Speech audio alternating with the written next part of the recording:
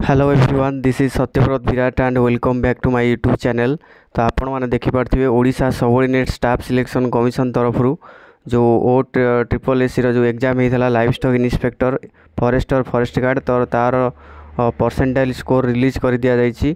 तो आपण मैंने देखिपे तो रिलीज कर दि जाइए livestock inspector forest guard and forester CRE 2023 release कर दि जाइए।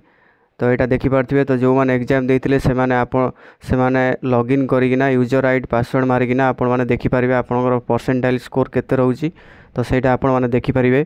तो पाखापाखि जो समस्त समस्ते देखिपारे जो मैंने कि एग्जाम देते समस्ते ही देखिपारे। तो screening list and the programme of physical test will be publish shortly.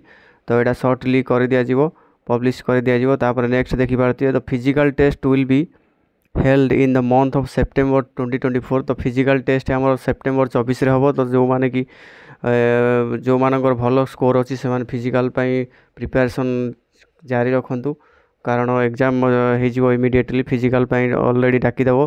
तो आपण मैंने जानीपारे तो जी पोस्ट अच्छी पाखापाखि 2700 पाखापाखि पोस्ट अच्छी। तो जी पोस्ट अच्छी तार 3 टाइम्स पिला डाक फिजिकल।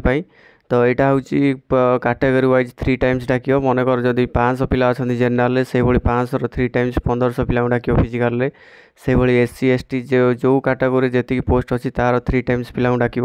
आ फिजिकाल जदि पिला माने किसी भी क्वालिफाई ठीक से करें नहीं तो नेक्स्ट सेकेंड राउंड पुणी भी फिजिकाल टेस्ट बाहर। तो जेहेतु जो मानकर फास्ट सिलेक्शन न हो सेकेंड सिलेक्शन भी होप रखी था कारण केतेबेले भी सेकेंड सिलेक्शन नोटिस आसीपारे। तो 100% चांसेस अच्छी फास्ट राउंड रे के भी फिजिकल मैक्सिमम पिला फिजिकल कटिवे जेहेतु यहाँ इंस्टांट फिजिकल कर सेप्टेम्बर मंथ रे।